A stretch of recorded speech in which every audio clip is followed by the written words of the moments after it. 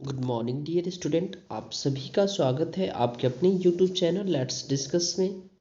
प्यारे स्टूडेंट, जैसा कि स्क्रीन पर देख रहे हैं, आज हम डिस्कस करने जा रहे हैं क्लास 9th का विषय हमारा हिंदी होगा, जो कि वर्कशीट नंबर 96 है और 23 फरवरी 2022 के लिए है। तो प्यारे स्टूडेंट, हिंदी का जो चैप्टर है मेरे संग की औरतें, इस पाठ को अच्छे से समझेंगे। तो प्यारे बच्चों, इन कार्यपत्रक के माध्यम से अब तक आपकी पाठ्य पुस्तक के क्षितिज भाग 1 के पाठों पर चर्चा की जा रही थी।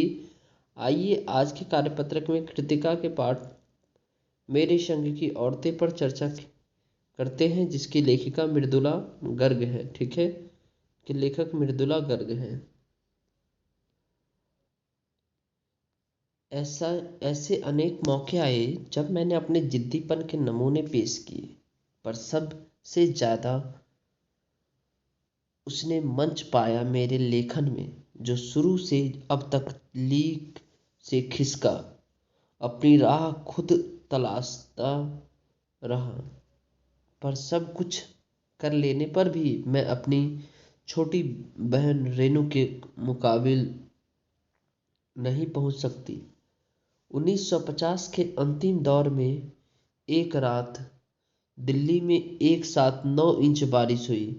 अर्थात देखिए, 1949 की जो है ना, 1950 के अंतिम दौर में जो है ना, एक रात दिल्ली में एक सौ साथ 9 इंच बारिश हुई। अर्थात दिल्ली की खासियत यह रही है कि थोड़ा पानी बरसते ही वहाँ के नाले पर नालों में बाढ़ आ जाती है, पुलों के नीचे पानी भर जाता है और तमाम यातायात ठप हो जाता है।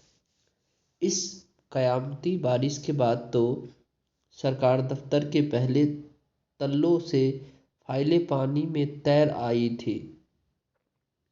अगली सुबह किसी तरह का कोई वाहन सड़क पर नहीं निकला था। जाहिर है रेनू के स्कूल की बस भी उसे लेने नहीं। रेनू ने कहा, कोई बात नहीं, मैं पैदल चली जाऊंगी। सब ने समझाया, स्कूल बंद होगा, मत जाओ। उसने कहा, आपके को कैसे पता? इस सवाल का माकूल जवाब किसी के पास नहीं था। हमारे यहाँ फ़ोन जरूर लगा हुआ था, स्कूल में भी रहा होगा, पर बारिश के चलते वह ठप पड़ गया हुआ था। तो रेनू अकेली पैदल स्कूल चली गई। और गनीमत यह थी कि बारिश एक मुश्त बरस लेने के बाद थम गई थी। सड़कों पर पानी था, पर और बरस नहीं रहा था।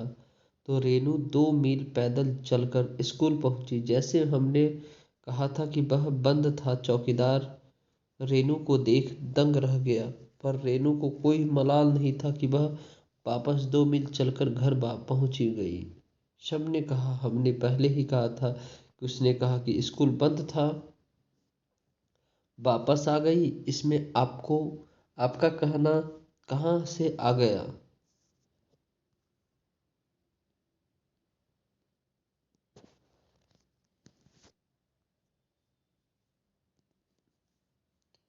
सोचती हूँ कैसे रोमांच का अनुभव हुआ होगा उसे उस दिन। जगह जगह पानी से लब लब करते हैं सुनसान शहर में निचाट अकेले अपनी धुन में मंजिल की तरफ चलते चले जाना। सच अकेलेपन का मजा ही कुछ और है। चलिए प्यारे स्टूडेंट, इसमें बेहद ही आसान से 4 प्रश्न है और एक गतिविधि है। इस सभी को एक एक करके सॉल्व करते आइए। प्रश्न पहला है, लेखिका के जिद्दीपन के नमूने कहाँ दिखाई दिए? तो लेखिका के जिद्दीपन के नमूने सबसे ज्यादा उनके लेखन में दिखाई दिए हैं। लेखन में, राइट। अगला प्रश्न है, लेखिका की छोटी बहन रेनू ने भारी बारिश के बावजूद स्कूल जाने की जिद क्यों की? क्योंकि लेखिका की छोटी बहन रेनू बहुत ही जिद्दी स्वभाव की है। उसने ठान लिया था कि वह स्कूल जाएगी, तो उसने किसी की बात भी नहीं मानी और उसका स्कूल बस नहीं जानी थी, और भारी बारिश के बावजूद उसने स्कूल जाने की जिद की। अगला प्रश्न है, लेखिका ने दिल्ली की बारिश को किस प्रकार दर्शाया है?